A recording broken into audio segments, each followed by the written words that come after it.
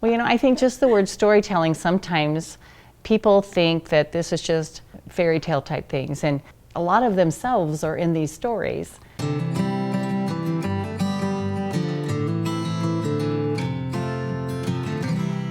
We met in the basement of the Savings and Loan talking about how to do a storytelling festival. And I think that whole idea of preserving stories about the heritage, about the community, about Southwest Nebraska was maybe the impetus, but it was also to have fun, to show people that the Buffalo Commons is alive and well, and lots of cultural things as well as lots of fun is happening.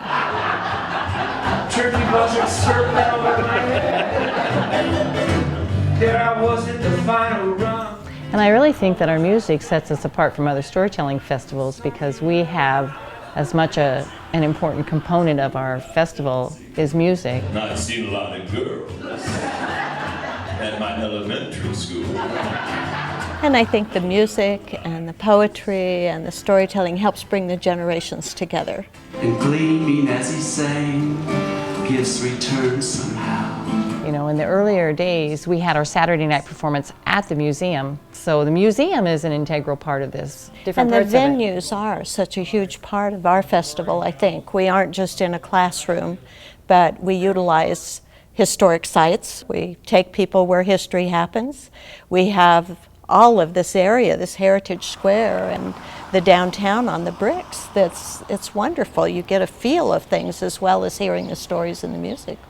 Well, and at the beautiful Fox Theater, it's in the process of being renovated, and the bakery, Sanders Bakery and Bureau Cafe, that's kind of a hub of the community anyway. People go there daily and tell stories and talk. We'd like to hear your stories. I think what we've done too that's been really important is that people have come to listen, but they realize then that they have a story, because all of these things start to joggle their memory of, oh yeah, I remember that, or when I was young this happened, or so all of a sudden we start to have more stories coming from people who initially didn't think they had anything to say. Not even a year ago that I would stand up on the Senate floor and I could talk for an hour. And McCook is so natural because of those historic things that tie to the storytelling, the political stories, the flood, the railroad, the baseball games, all of those things that we've been able to preserve those stories because we've inspired people to tell them and remember.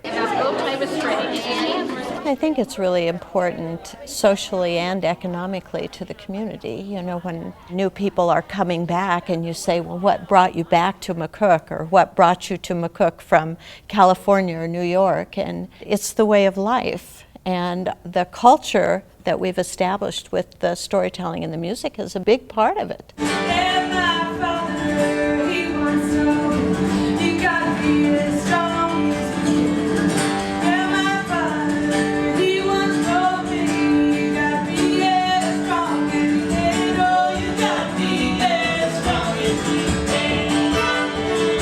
It's an example of what small communities can do well, is get their people involved in a project. That's right, and I also think that it's important because of the individuals coming up for the future of McCook to know what the heritage of McCook is and how McCook got to where it is now. It's because we had people who were strong leaders and people who had a strong belief in our community. It's a way to keep our heritage growing and educate people on why this town is just such a great place to be. And I love the quote by Shelby Foote, how do we know where we're going if we don't know where we've been?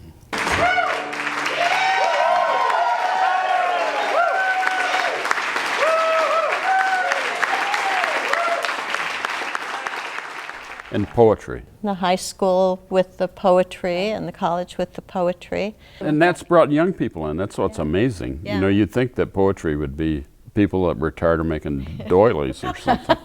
Old stodgy people.